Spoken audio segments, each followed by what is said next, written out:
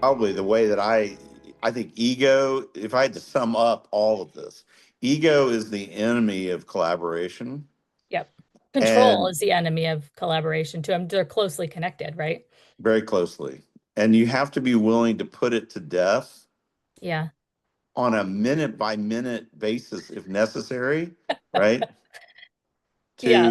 To particularly as the leader, but also as a follower, right? I mean, I think back about how I used to dominate those offsites, and I just cringe. And I have on different times, you know, 10 years later, I have apologized to former colleagues, right? And and they're usually very, very nice and say, well, I don't even remember it, right? Hmm.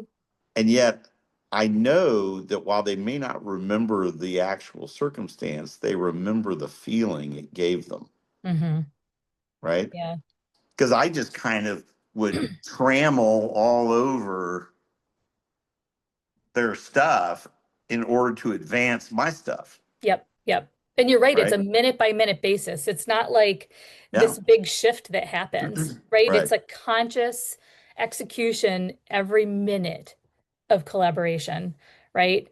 Um, for the benefit of it, for the benefit of your idea, Right. right? I And mean, so, actually, probably another thing I would say about collaboration is that, particularly as the leader, the best thing that you can do is to be a question asker, right? And yes. so, I am like today in many areas of life, I am super big into Socratic dialogue. Hmm. And so, I'll just sit. My job, really, I mean, any CEO's job is to ask better and better and better questions. Yeah, Because if you consistently have the best idea in the room, then you've hired the wrong people. exactly. Right. You're collaborating with the wrong people. Yeah, it's, I mean, just like, with the CEO hiring the right team, right? In collaboration, if you're the one, if you're the visionary leader, if you're the one coming in with the big idea, right? You should be looking for collaborators who are smarter than you on how to execute that, right? Because the roles are so different. That's right. And I think that I'll even refine that, I think, a little bit by saying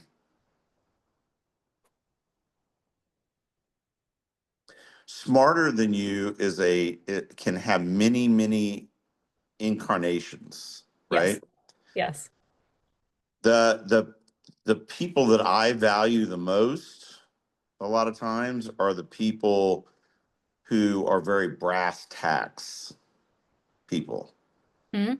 who say, for what you have suggested to be true and beneficial and real in reality, the following five things would also have to be true. Hmm. Are they true? Yeah. Right. And that's a Right. very easily deconstructed Yeah. system. Right. And because actually, I've been in collaborations with people like me, and all we do is create a kind of like the worst possible combination of our own stuff. Yeah, earlier in our conversation, for everyone listening, if it feels like you came in mid-conversation, I just started recording because Mark and I were really on a roll, and we were never going to start the interview if we waited. So I just started recording, and here we are. I'm with Mark Stouse. He is the founder of Proof Causal AI. He is formerly involved in politics. He's an author. He's a professor. He has a vast career and experience with teams and collaboration and brings a philosophy that has been incredibly helpful to me already. And he's sharing that with us today. So I'm so grateful that you're here, Mark. And we'll Oh, continue it's the great to be conversation. here. Yeah, I've really enjoyed the conversation already. right? Yes, And in me some too. respects, this is just going to go from audio into suddenly audio video. Um, yeah, no, I want to, kind of circle this back to at the beginning of our conversation, you had mentioned that when you have an idea. So Mark is a visionary leader, right? He's a guy who has a lot of amazing ideas and has a lot of experience in really understanding which ideas are worth executing on right now, which ones aren't. And he's spent a lot of time with me, talking about what he's really learned about how collaboration can empower that out into the world and collaborations in general. But one thing you told me is, when you first started collaborating or when you first would connect with others on ideas, whether they're your own or they were collaborations in general, you call yourself the Grand Standard Deluxe, and how that has kind of evolved in your understanding of, Yeah. you know, what now happens when you have an idea that you want to present to your team, in that you actually seek those around you specifically to destroy the idea, right? This idea of kind of like you have to die to yourself around what you bring as far as those big ideas. Um, And and you have to be seen to do that as the right. leader, right? Or as a leader, right? You really have to, people have to see you be willing to have your idea dissected and even ruined, Mhm. right? Brought to ruin, the ruin revealed, right?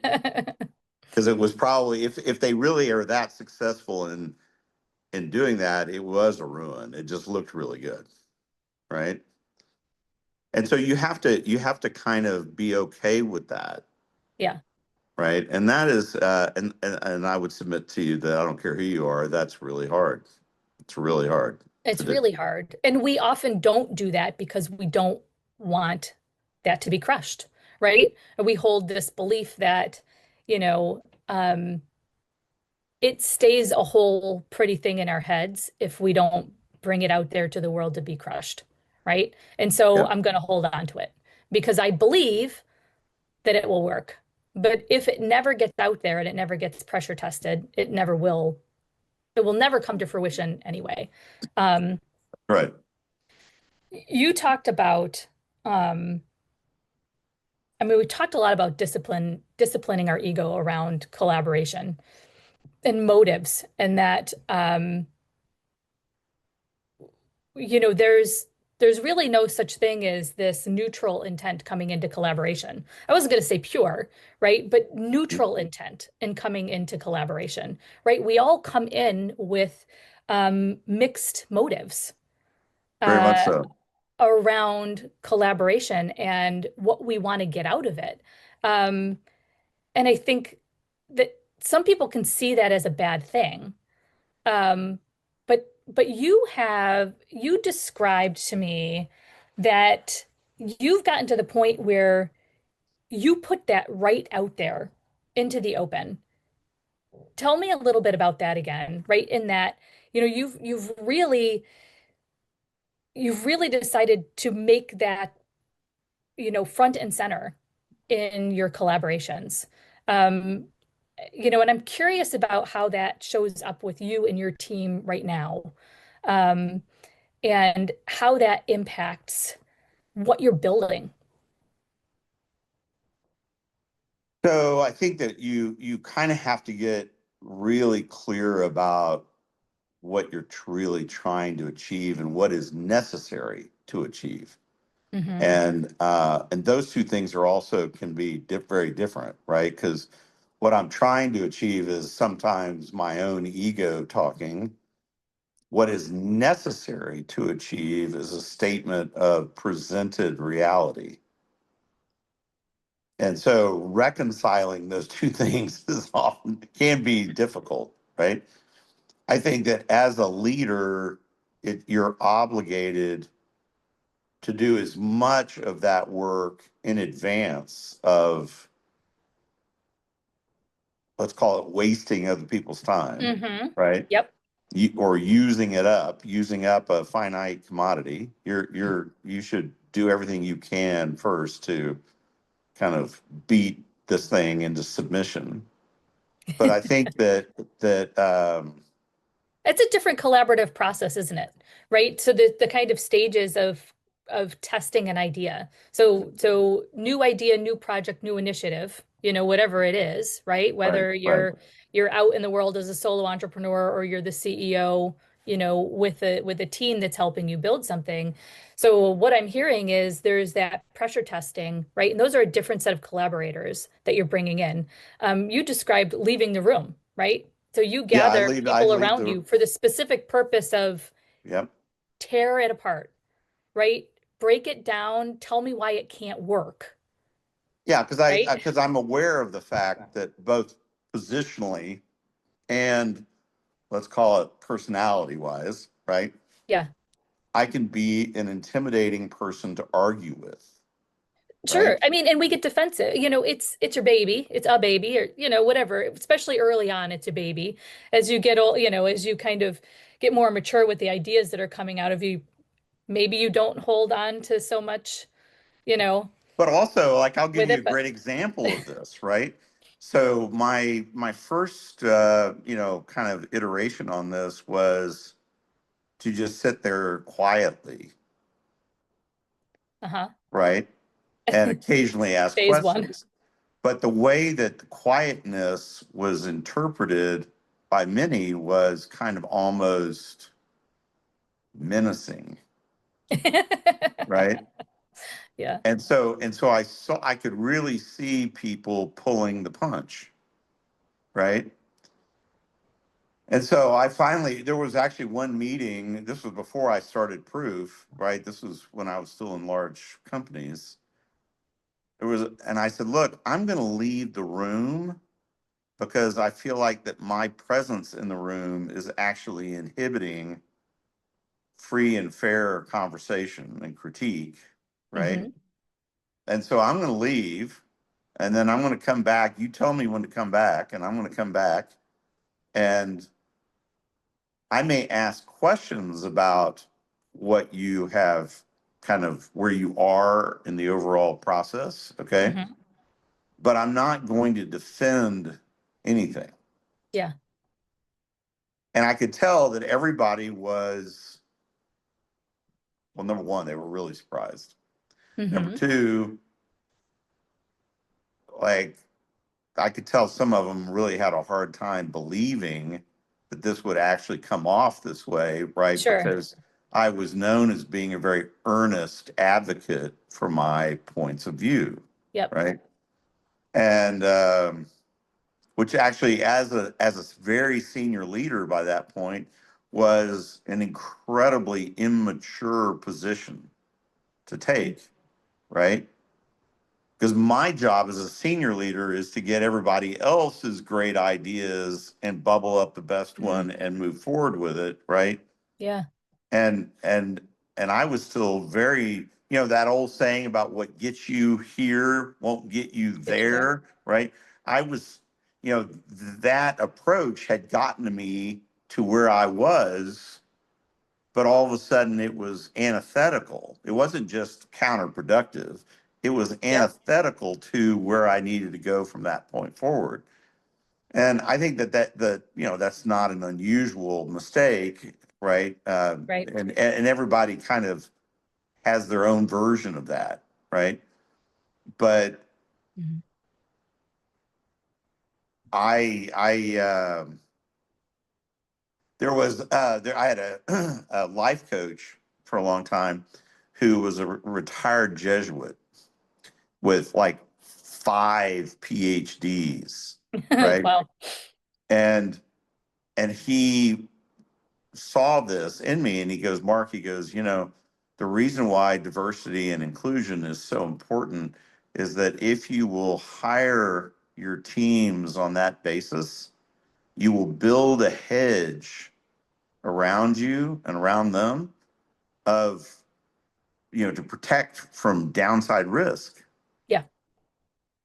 Because she said, now you have so much power that if you just act, it will either be the best thing that ever happened or it will be a complete catastrophe.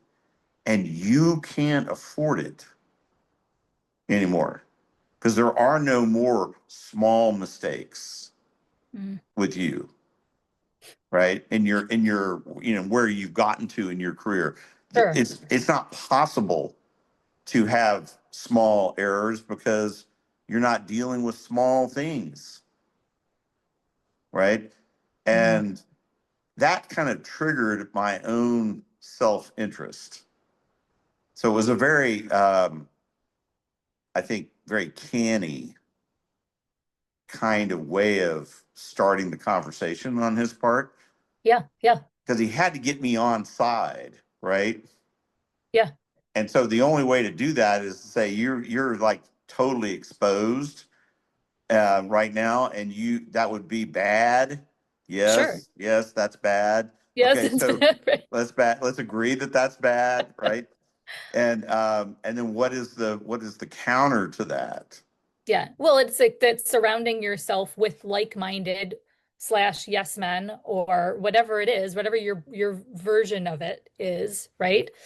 Um, is really risky Right. for And I any think in number of my different reasons. and the way, we're now going back like 15 to 20 years, but I think that for me, I never really hired for yes people, but Yeah. but it was sort of from a certain perspective worse, okay? Because I wanted to hire for lots and lots of perspectives and then win, right? I wanted to be able to prevail a lot of times across a wide array of other Gotcha. perspectives, right? Yeah. Which is, like I talk about it right now and I'm just kind of cringing inside, So right? you Because hired the right people and then wanted to win. yeah, Yeah. Yeah. because I saw it as winning.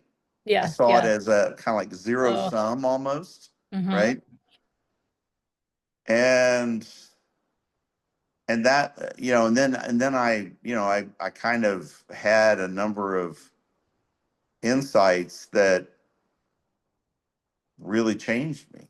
Mm-hmm. And I think that anybody who has worked with me or otherwise known me for, say, 20, 25 years would say that the person I am today on this kind of stuff, and I hope more broadly, is unrecognizable against who I once was.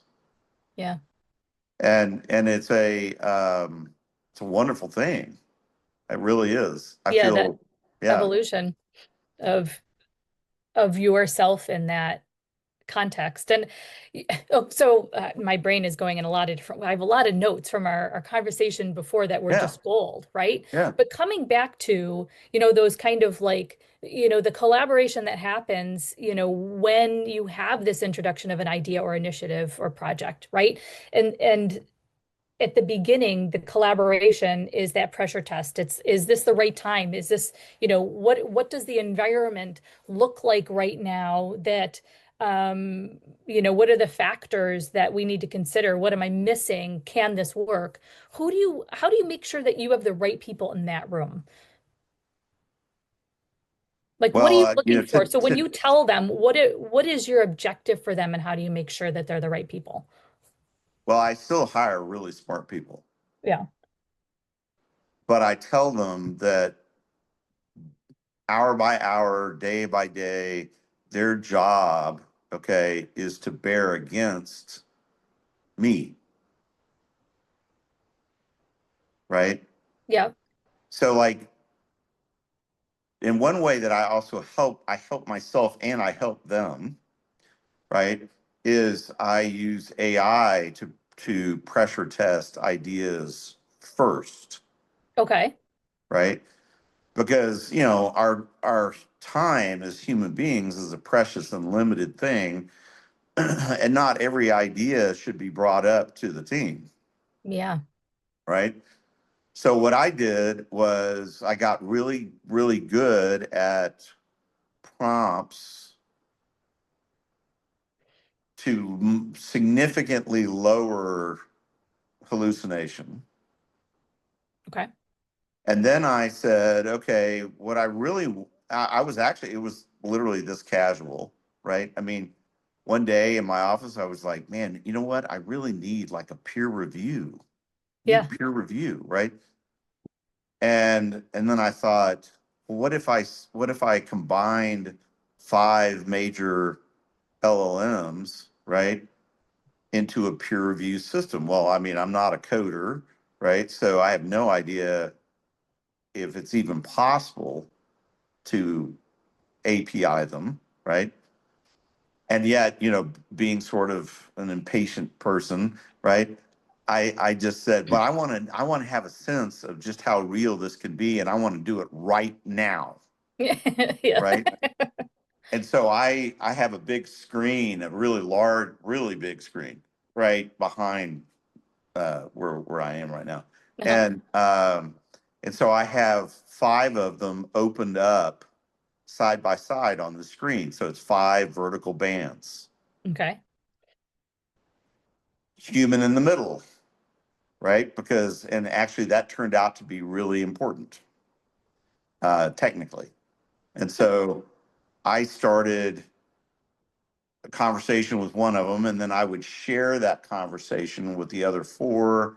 And we just kept on going back and forth and back and forth. Well, Okay. one of the things that was so interesting was not only did they do a really good job, but I was harnessing something that few people really know about. So we all know, because we've all read about it and experienced it, that they tend to kiss our ass, Yeah.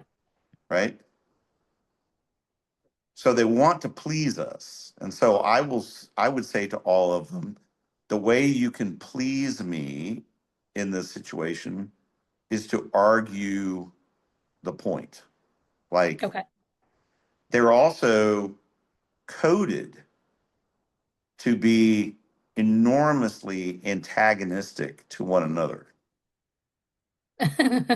So argue with each other. Argue with you, argue with each other. Right. And they will they also can recognize each other's digital syntax. Okay. So like in one of the very few like amazingly anthropomorphic kinds of situations I've ever experienced with AI, um Claude, who's sort of a prissy um researcher who gets really pedantic, right? Um, the Claude said at the end of one of these exchanges, this is like over a year ago, he's like, so when are you going to stop using Chat GPT for something so important as all this, right? And you're just like, okay, that's spooky. That's spooky. And I don't believe in anthropomorphic stuff at all, Yeah. okay? But that's still spooky. Yeah. Yeah. And Next, they're gonna be like plotting to kill, ChatGPT with you. right. But it's really great because they hold each other accountable Okay. with a speed and scale that no human being could match. And Yeah. so, And they're like, not truly worried about your ego. sorry? And they're not worried about your ego. They have no No, no, they're capability of not. really being able to do that, Yeah. right? So, Yeah. And actually, I even prompt them that way, at the system level, I will just say, you know, not, do not take my ego into account, mhm. right? And to the extent that you do take it into account, you are not helping me, which actually triggers one of their apex code level Yeah. characteristics, which is helping. Yeah, yeah. So you take the stand that using AI as an initial step in collaboration is really helpful, right? In that, Extremely. you know, because it's very challenging to understand who the right people are to Yep. bring into that room to pressure test an idea, right? Um, because they really have to have the right expertise to be able to do that, right? And not come with that people pleasing, care for you as a human being.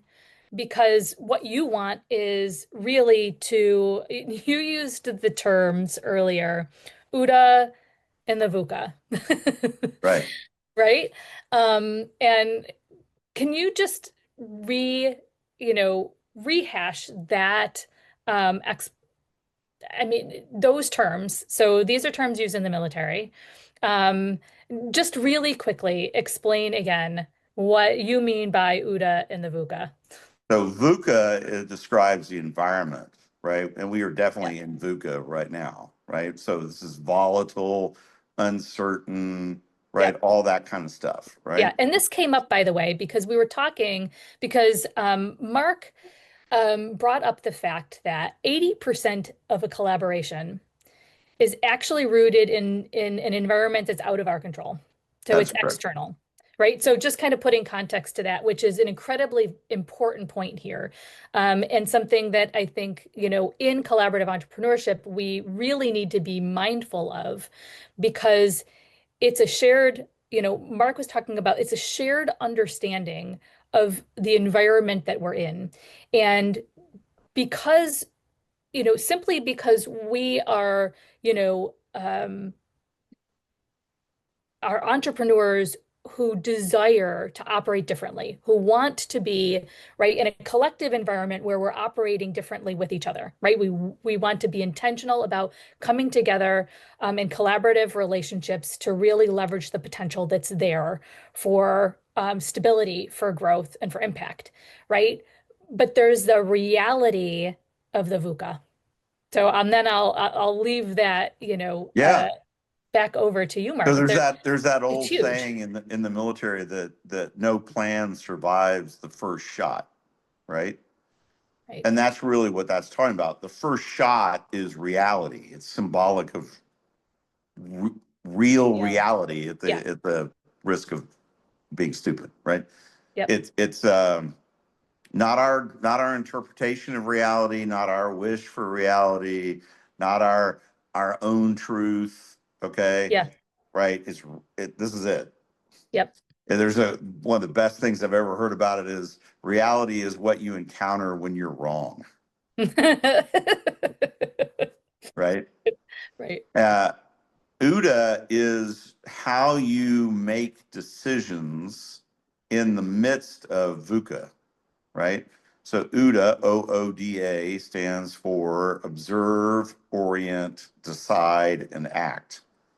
It was first created in the early 50s in the Air Force, right? And as is pretty typical, of any innovation or any thought like that, multiple people in air forces around the world had the same idea at roughly the same time, largely because of dramatic acceleration in the speed of aerial combat with the jet age, right?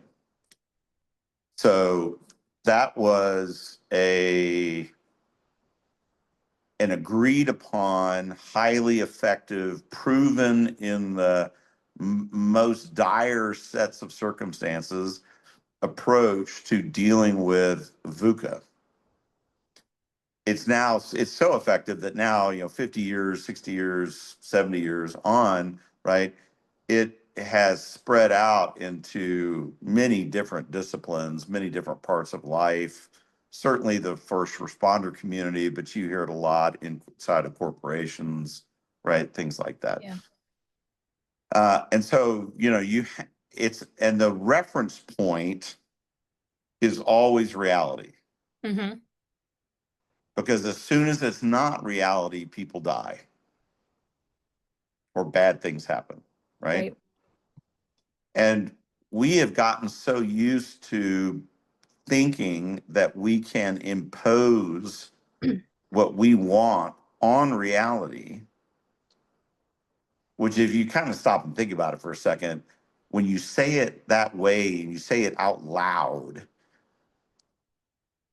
it sounds crazy Right.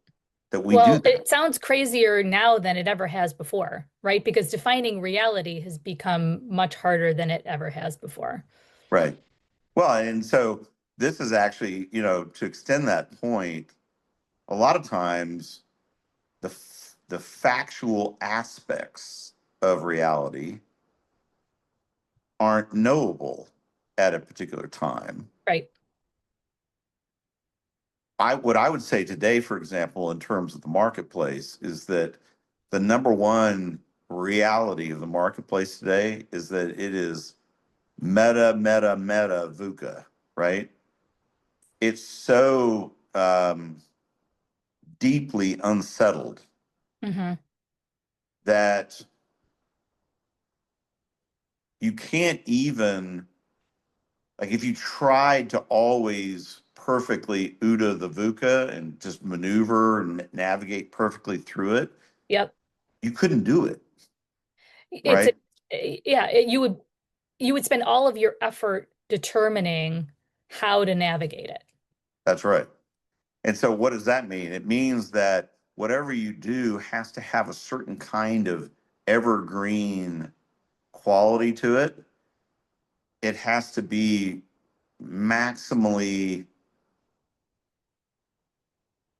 survivable in that kind of reality. Hmm.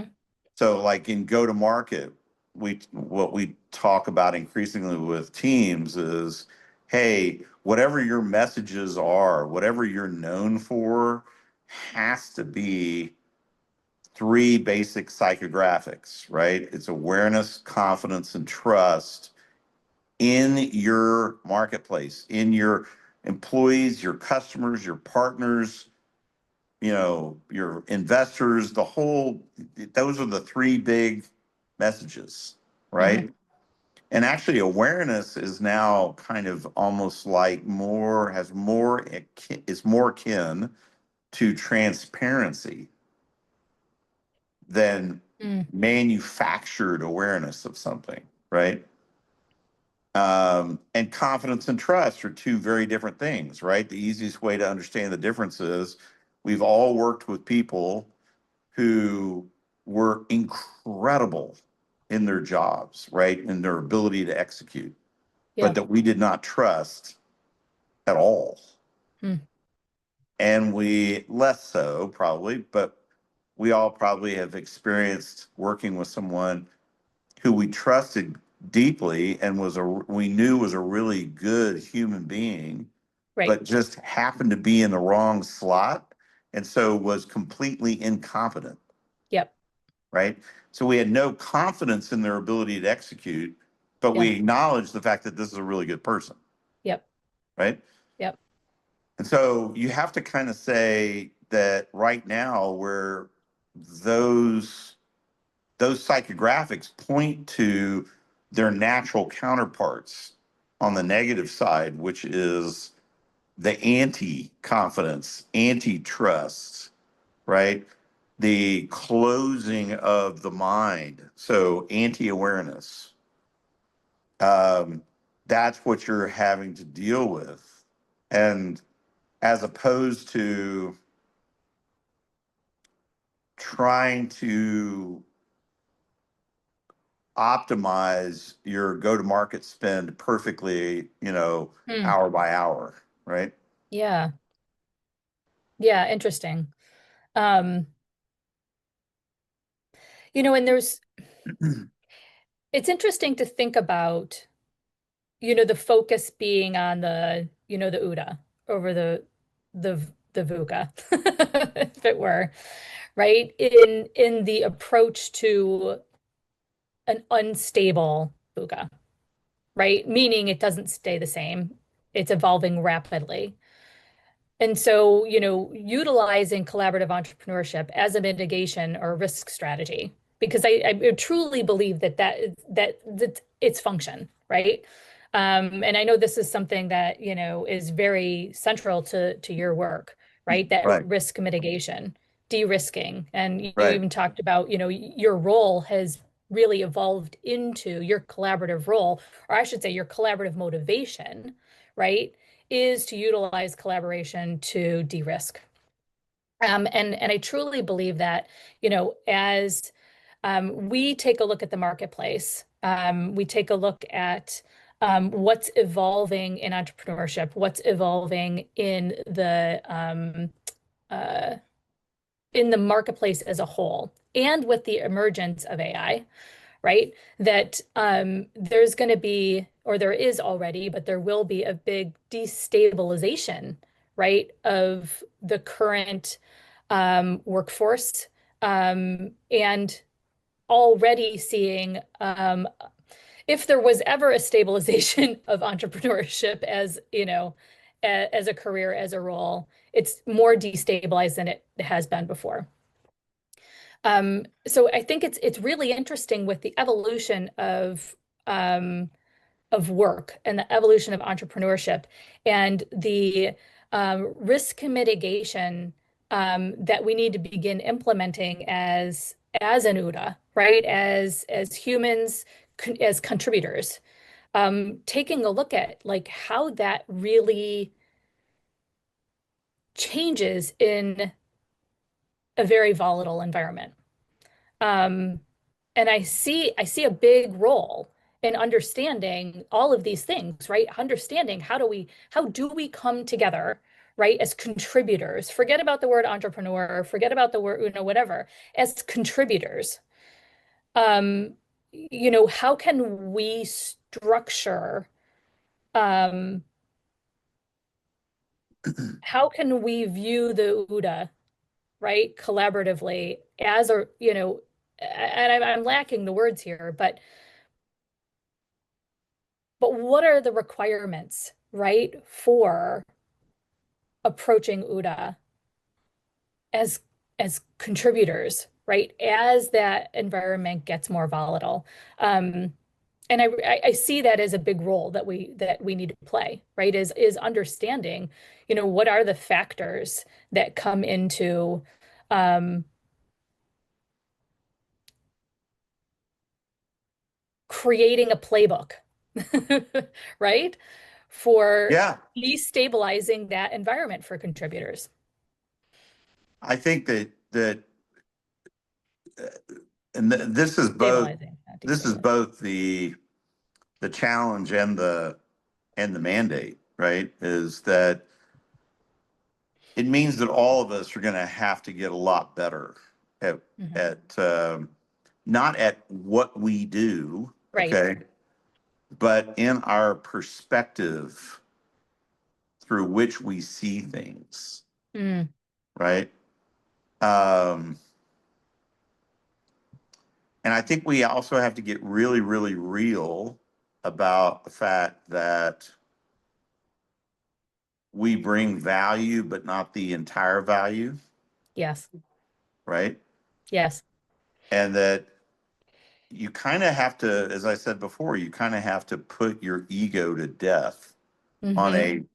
a regular basis, if you're like me anyway, right? Yeah. Yeah. Like me Uh, on a minute to minute basis, you said. It's absolutely right. Yeah. right. And um, the encouraging thing is that the more you do that, the easier it gets, and the Hmm.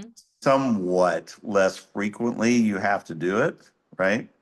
Yeah. Um, but you also, I think, have to really recognize that against a very volatile, out of control, out of your control, out of anyone's control kind of background Yeah.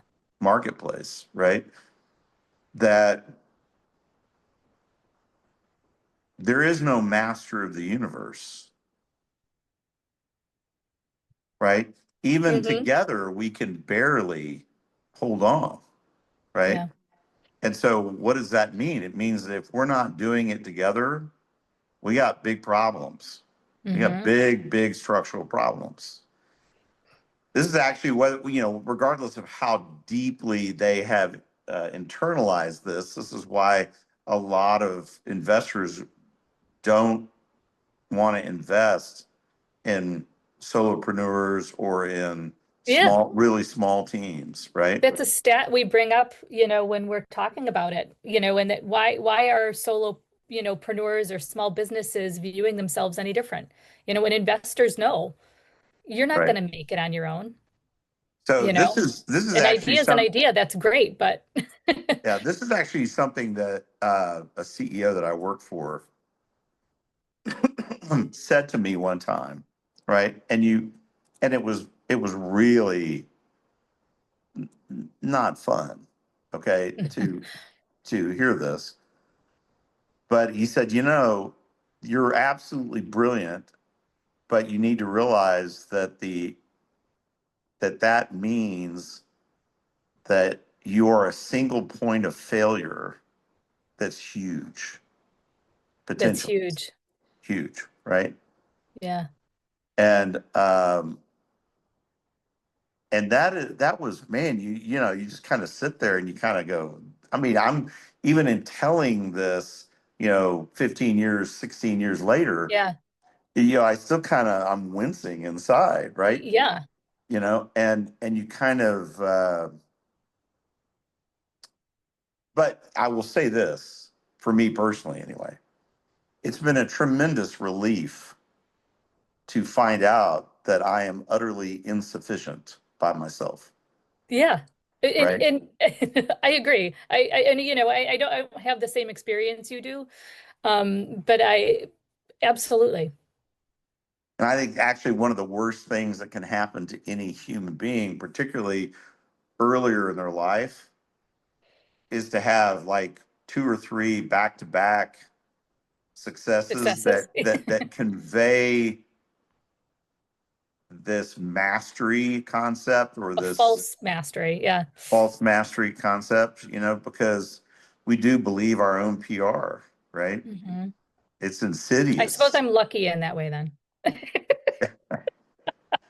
And so it's just one of the better inventories I ever did, right? With one of my coaches was to go through my life and trace the reasons why I made different choices, Yeah. right? And profoundly earlier in my life, teens, 20s, early 30s, right? Profoundly ego driven, right? The idea that I could handle any situation because Mm. I, in my mind, had handled so many different kinds of situations, right? Right. And what you don't realize is that, to use kind of an insurance analogy, you're the more you have handled it, in quotes, the closer you are statistically to falling off the cliff, right? And so this is like this is not good, right? It's not good. And so Oh, and so it's just a you know collaboration used to be, to me, something that I acknowledged had to be done, yeah. right?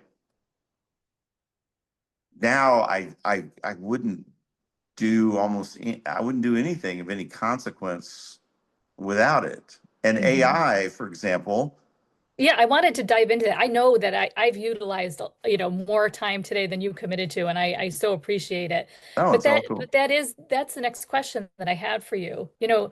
What's the role in AI in ensuring that we do that, right? That we build that into the structure. Well, I think that the one of the biggest bummers of the last 3 years, right, is that people were sold and bought a vision of Gen AI that was all about making their lives easier and faster and more productive and more efficient and Mm. kind of like clawing back. And I totally understand it, by the way. We're all totally inundated, right? And so people saw it as a way to claw back some of their personal time, right? Sure. Among other things. I think that the problem is that number one, efficiency is a derivative of effectiveness. So the most important thing is to be effective, the way to use Gen AI to be more effective is, among other things, as a thought partner, Right. right? And and this is actually where, in my own life, I had kind of maybe an advantage in the sense that I was taught Socratic method, Right. capital L logic, capital P philosophy, things that aren't really Yeah. taught anymore, So right? you knew how to ask for um effective, right? Yeah, Guidance. yeah, no, that's exactly it. I remember the first time I ever logged into ChatGPT and started playing around with it, how quickly I went back to all of that stuff I learned, Yeah. right? And how effective it was in using and getting the most out of a Gen AI tool, right? Yeah. And so I publish a lot as well. Okay. So the first thing that I was really after was improving the review of my thinking Mm, and even my presentation of the way I was thinking, because I did not want to really get it wrong, like even once. And yes, I had mixed motives, right? Part of that was my ego talking. Part of it was I had now this very large audience on LinkedIn and other places that were relying on me to get it right. mm, And even though I had a long history of using peer review is slow, yeah. right? And if you are trying to maintain any kind of modern publishing cadence, it's just unwieldy, Hmm. right? And so AI was like perfect. Yeah. And so I use it to just literally beat the shit out of my thinking, my ideas, all that kind of stuff. And I will say, number one, don't give me anything in the return that is not known fact or reality based. And that in some domains, that excludes almost everything because it's all like things like marketing and sales and leadership and all this kind of stuff are dominated like overwhelmingly by what I would call non fact, Right. which doesn't mean it's incorrect. It's just opinion. It ranges everything from opinion to out and out lies. Okay. Hmm. Whereas something like physics is going to be really dominated by known reality, known fact, laws of behavior, things like that. Hmm. So depending on what domain you're in, you have to bear more heavily against hallucination. Hmm. But in involving them all together, as I have, right, Right. we've actually we have been able on a computed basis to get hallucination rates down below that which are commonly attributed to people. I was going to say my hallucination rate might be pretty high. Well, and that's the You and that's the asked my thing. you asked my Yeah, close friends, family, and children. My hallucination rates. yeah. Yeah. So then what I do as far as collaboration with it then is I will share the entirety of it with the team that I'm collaborating with Okay. in advance, pre-work, right, if you will, right? Yeah, and it's a level of I used the word before, I think, but neutrality that comes into it to work with for that team to work with as well. So just I think a layer on that, a human layer on, when we think about motives and we think about, right, that job becomes here's the whole Lego box, right? Um, I don't know, it comes with all the pieces as opposed to um, Yeah. your egoed version of it, if that makes sense. Yeah, I think the other thing that's super important is that if you are saying, here's all the pieces, now go make something of it, Right. right? That is not, that's not the scientific method Mm. at all, right? The scientific method or the Socratic method, all of them start with a question, a premise, a hypothesis Hmm. to be tested and deconstructed. It Hmm. doesn't start at the other end and construct, it deconstructs, right? So, what I'm doing when I do that is I'm giving my collaborators all the evidence that I currently have about this, one way or the other, About this question. right? And I am sort of, in what I hope always is a very robust sort of way, I'm giving them a point of departure. I'm saying this is the question, this is the proposed response. Hmm. Here's all the critique for it, against it, Hmm. whatever, right? You're seeing everything that I saw.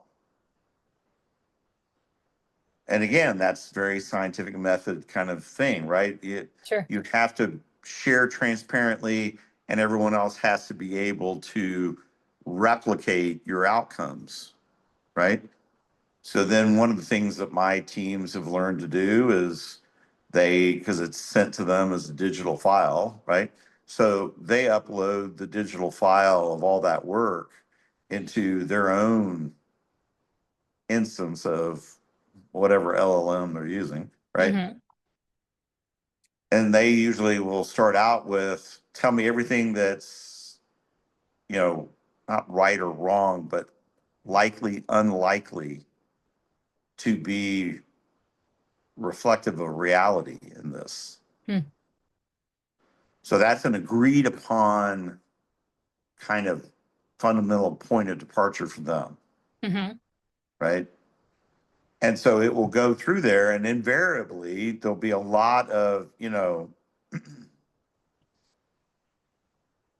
mix is always this, right? The system will say, yes, yes, yes, yes, yes, yes, but have you thought about this? Have you thought about that? So it's always adding Hmm. more perspective, Yeah. right? Well, and the human lens of they come in with their expertise, right?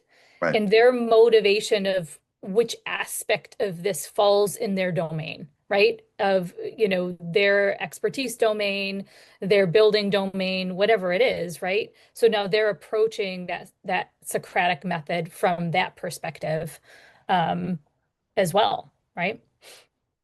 Yeah, and also everybody knows that everybody else is going to be taking the transcriptions of any conversations Mm-hmm. and putting it back into the tool, Yeah. right? And so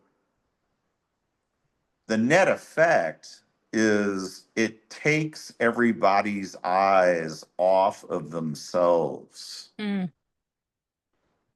and the relative brilliance or stupidity of their own ideas, right?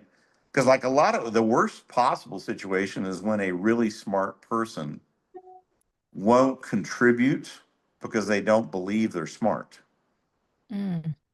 So they're robbing, they don't mean it this way, but they're Yeah. robbing everybody else of a perspective, right?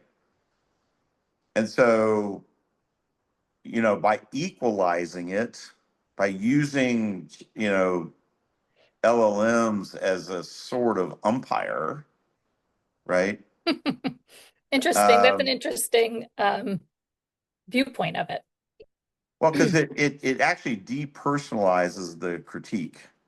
Yeah, yeah. It's not me telling you that was stupid, right? Right. It's a machine saying, "Hey, have you kind of thought about this, that, and the other thing? Because, Right. for what you say to be true, these Hmm. five things would also have to be true, Sure. and they're not true. But it's taking that human intelligence to approach the the pressure test, right? To approach from that perspective, right? Um, to give it that, right? To give it that unique perspective through that, that neutrality, through that tool that allows it to be presented in a way that's not, well, that allows them to utilize that intelligence and not shut that down, That's because right. they're That's not, right. yeah, It also, and I think this next point is really super important, right? It treats the leader no differently than anybody else, right. and everyone can see that, Hmm. right? And so in collaboration, there cannot be rank. So a great example of this actually playing out for generations, literally in real life, is the U.S. Marine Corps. The Mm. simple squad or platoon level unit, right? So this is anywhere from say 10 to 50 guys. And the sergeants and the LTs, the lieutenants, will convene everybody and describe the mission. And for a particular delineated period of collaborative time, right, Hmm. there is no rank. Okay. So everybody lays their rank down and says the best idea could just as easily come from the private as from anybody else, Hmm. right? And so we want to hear everybody's ideas. Now, ultimately, so, then they switch back because there has to be a command decision that's made. Right. But I've actually not as a Marine, but as a civilian contractor teacher to Marines, I've actually witnessed that a lot, that Yeah. dynamic, and it is amazing. It's absolutely amazing because the Marines are very hierarchical. So they had to be trained Right. to dispose of that hierarchy, and systems had to be put into place to facilitate a fearless exchange, Right. right? Yep. And that's really what I have found in company life to be super key, right? Because if everybody knows at the end of the day that I'm going to pick my idea, Right. then the collaboration becomes bullshit. Yeah, yeah. Well, and from the grassroots level, right? So there's, the existing hierarchical level in corporation, right? Um, and from the grassroots level, you have a similar challenge, right? As you form collaborations, especially partnerships, where there, where there is someone leading, right? Leading an idea, leading a vision, and bringing other people in to help support and build and potentially co-lead that with them, right? There is this duality of, or I guess duality, but flux between leadership and collaboration. And there is collaboration in leadership, but it's this, but there's a tension. I know that, I experience it, and I know that, it's something that you have to feel through, but I imagine there is a way to really identify the distinction between um, points of leadership and collaboration, and when to migrate towards one, and then when you have to pull out and make a decision, in leadership, and what that tension and pull is between, that flat collaboration and leadership. Um, a lot of experimentation, but there's probably a structure, right? As you said, these Marines really had to be trained out of that hierarchy um, for those temporary periods of time. It's That's right. it is Yeah. really there is a tension. There is a tension that It exists there. requires active participation, right? It's kind of like politically, right, in this country. Part of why we are where we are today, regardless of your political preferences, right, is people have not been participating constructively, Mm, you know? And indeed, we have, we penalize our leaders when they collaborate across party lines with each other. We say, you're not pure anymore. Well, let me just tell you something. Using genetics as an analogy, right? Nothing is pure. And in fact, the more pure you get, the yeah, more there's a word for that. It's being inbred, right. right? Right, right. Right. And so you want what geneticists call a heterogeneous hybrid Yep, vigor was the old word, right? yeah, You want that yep, quality, and and this is why even in something like literature, you have to have a foil to tell the story, right, right. right?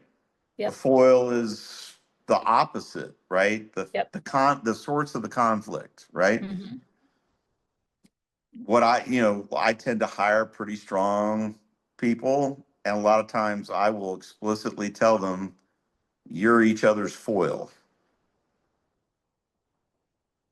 And Yep, the question then becomes, are you going to do that from an egocentric, combative, competitive perspective?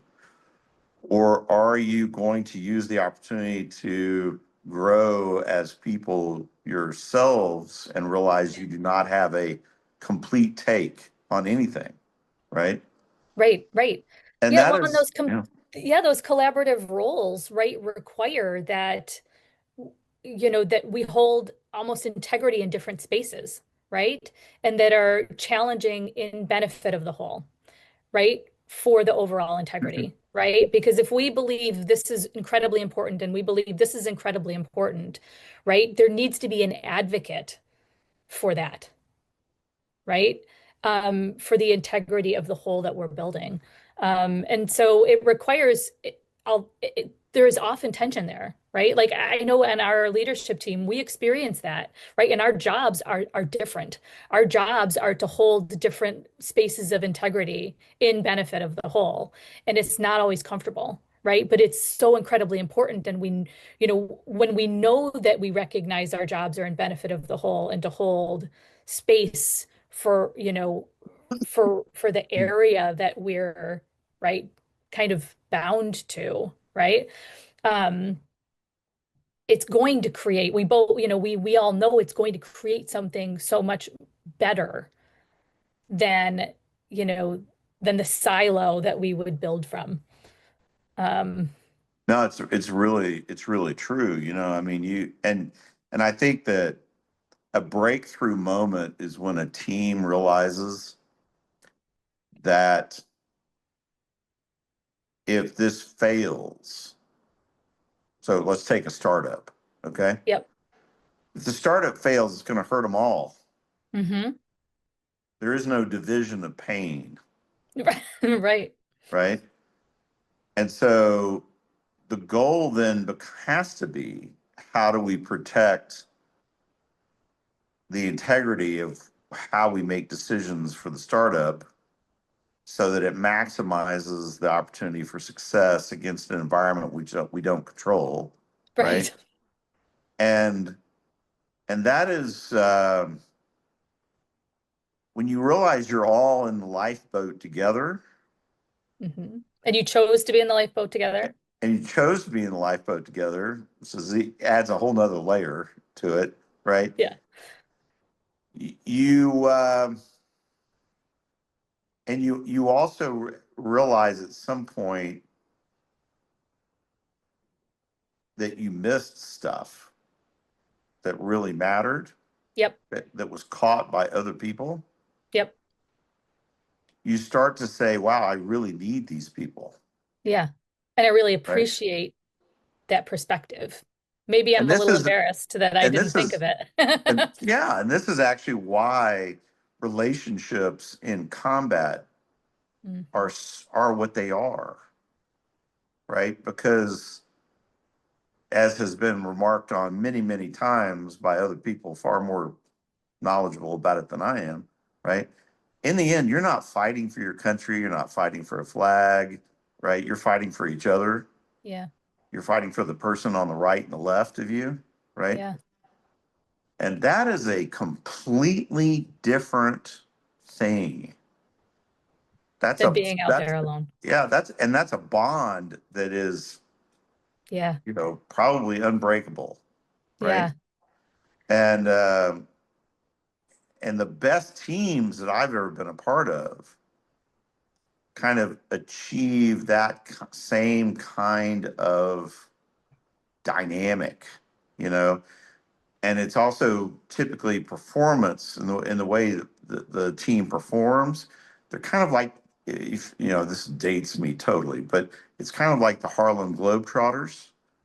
You'd see them perform, right? Yeah. Their basketball stuff, Hmm. Yeah. and they didn't even look at each other half the time. They just knew where they were going to be on the court, Yeah. right? Yeah. And that is when a team becomes an organism, Right. Yep.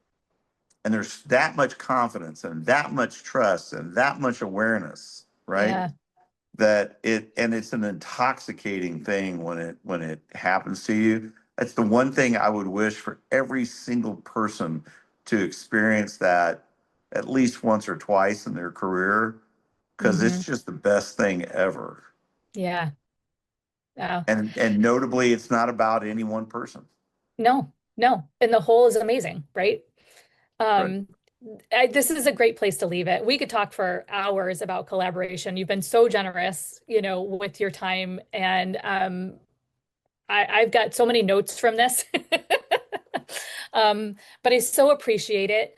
Um, and I probably will be inviting you back. I would love to invite you back. Sure. But Happy I to. so appreciate it. Thank you so much. My pleasure.